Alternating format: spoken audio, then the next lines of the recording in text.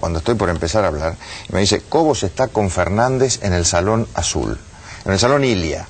Y yo, en medio del fragor, Fernández, Alberto Fernández. Yo digo, Cobo, Alberto Fernández, en un salón, este lo van a dejar encerrado, no lo traen más, viene Pampuro, se sienta, yo el voto de Pampuro me lo imaginaba, obviamente, iba a votar a favor del gobierno, entonces digo, no, yo acá tengo que cambiar todo, me había armado yo un discurso para una jornada normal, lo dejé de lado y empecé a llamarlo a Cobos, a llamarlo a Cobos, ¿no? Lo normal era que perdían.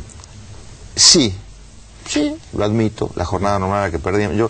Yo arranqué, y creo que se los dije a ustedes la otra vez que vine acá, arranqué con la convicción de que el justicialismo siempre tuvo una abrumadora mayoría en el Senado. Yo sabía que la palabra abrumadora es lo que había quedado en este episodio de lado, pero nunca dudé de lo que podía ser la mayoría. Fui uno de los sorprendidos, gratamente sorprendido. Trabajé para que eso ocurriera, porque juntar 36 votos no ha sido fácil para nosotros, pero bueno, esa era la realidad, ¿no? Para los números, digo, para recordarle a la gente, el oficialismo tiene 47 votos teóricos tenía en el Senado, casi los dos tercios.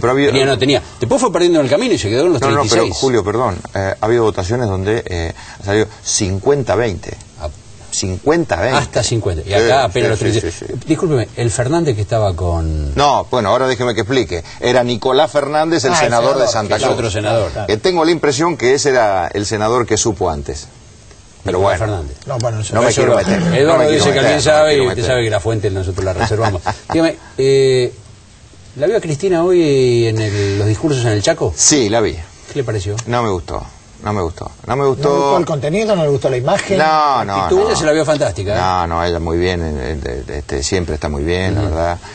Pero no me gustó las cosas que dijo. Me dio la impresión de que la primera lectura del gobierno sobre lo que pasó anoche es más incomprensión de la realidad, más autismo, más encerrarse en sí mismo, más buscar culpables afuera.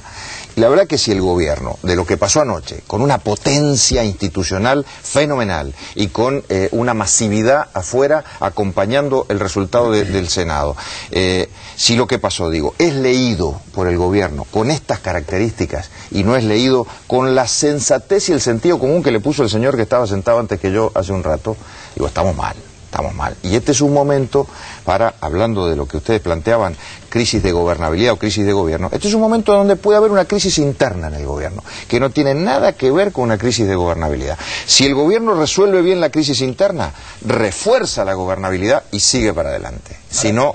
Ahora es difícil resolver la crisis interna del gobierno. Digo, yo no quiero revolver heridas viejas, pero cuando el gobierno de la Alianza, el gobierno de la Rúa tuvo crisis internas... No, bueno, pero a ver... No se arregló más eso. A ver.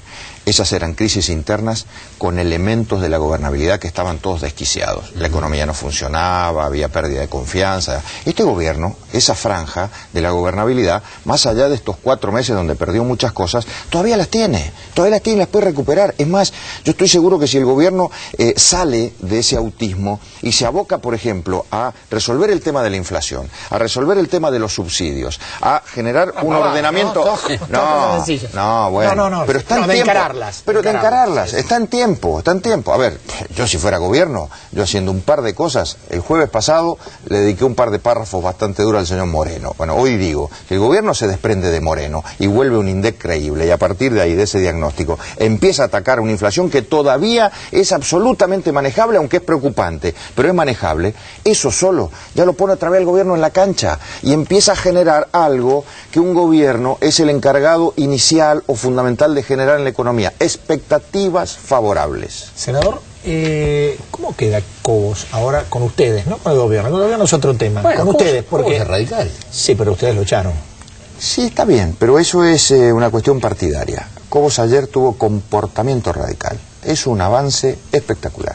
Comportamiento radical significa haber privilegiado la institucionalidad, haber privilegiado la división de poderes, el rol del Parlamento, haber privilegiado la opinión de la gente. Bueno, todas esas cosas son comportamiento radical. Es un avance. Si después de ahí esto se traduce en un avance en lo partidario, bueno, déjenme abrir un paréntesis. Eduardo Duhalde le mandó hoy una carta abierta, difundió una carta abierta a Cobos, diciéndole... Escúcheme, Cobo, ¿por qué no vuelve al radicalismo y se hace cargo? Que ahora usted, que es una figura prestigiosa, podría encabezar ese amplio espacio de pensamiento radical que a veces no tiene expresión en el partido. ¿Cómo le cae? No sabía que Duhalde, además de ocuparse de la interna del peronismo, también se quería ocupar de la interna del radicalismo. La verdad que tiene tiempo para todo, ¿no? Tiene tiempo para todo ese hombre, ¿no? Trabajo fijo no tiene. Diga, que se quede tranquilo, que de la interna del radicalismo nos ocupamos nosotros, que de eso algo sabemos, ¿no? ¿Hay posibilidad de recomposición con lo que se llamó el radicalismo acá, de lo cual ahora queda poquito? Yo creo que viene un momento de generosidad, viene un momento de amplitud. A ver, yo creo que en el fortalecimiento de la oposición en todos estos días hay un núcleo central que es el fortalecimiento de la Unión Cívica Radical. Tampoco creo que esto es la recuperación, hay muchas cosas todavía, pero déjenme que pase el chivo por lo menos. Creo que el radicalismo ha demostrado en la Cámara de Diputados, en la Cámara de Senadores, extensión territorial, legisladores de todas las provincias, bueno, y de alguna manera coherencia. Ahora, de ahí en más me parece que tiene que haber generosidad. Y esa generosidad tiene que estar acompañada no de hipocresía, sino de sinceridad de todas las partes. Y quien realmente crea que todavía hay espacio para recuperar un partido que sea alternativa, autónoma, independiente del gobierno, bienvenido. Senador, cuando uno dice con todos se me ocurre, con todos incluye a López Murphy, con todos incluiría a Elisa Carrió, ¿todos? Sí. Sueño en una primera etapa con el panradicalismo, sueño, porque la verdad que este conflicto del campo puso sobre la mesa las ideas de este partido. De ahí en más que la herramienta partidaria sea capaz de encarnarlas, pero la sociedad empezó a hablar de república, empezó a hablar de instituciones, empezó a hablar de libertades, empezó a hablar de la paz, empezó a hablar de federalismo, empezó a hablar de las cosas que tienen que ver con el radicalismo. Y esas cosas las piensa Carrió, las piensa López Murphy, las piensa todo aquel que en algún momento pasó por el radicalismo. Entonces, ¿cómo puedo ser sectario? ¿Cómo puedo ser excluyente yo si este país lo que necesita es construirle una alternativa a un gobierno que, si no es capaz de gobernar, le va a tener, el país le va a tener que exigir a la oposición una alternativa? Me parece, senador, que el conflicto con el campo también los cambió ustedes. Ustedes, esta generosidad de la cual está hablando usted hace unos meses, no se miraba mucho. A ver, yo digo, hay muchos milagros que ha producido Kirchner con la conducción que tuvo del conflicto. ¿Qué sé yo? Hizo que votaran Menem, los radicales, todos juntos. Felipe Solá. Estuvo en el acto Castells, estuvo Vilma Ripoll. Enfrente me conceden la última. ¿Cómo no? Me conceden la última. No es que hayamos cambiado nosotros. Hubo una etapa de resistencia dentro del radicalismo. Y en esa resistencia, la verdad, quizá nosotros fuimos duros. En una de esas hasta fuimos excesivamente duros. ¿Resistencia a qué? Resistencia al ataque desde el kirchnerismo que quería cooptar nuestro partido para destruirlo, para hacerlo un apéndice del gobierno. Ojo, esos fueron los años 2006, 2007. Y entonces los radicales que resistimos, Gerardo Morales a la cabeza, y nosotros acompañándolo, probablemente hayamos sido excesivamente duros, pero hoy que estamos en otra etapa, en la etapa de la recuperación, porque gracias a esa resistencia el radicalismo avanza.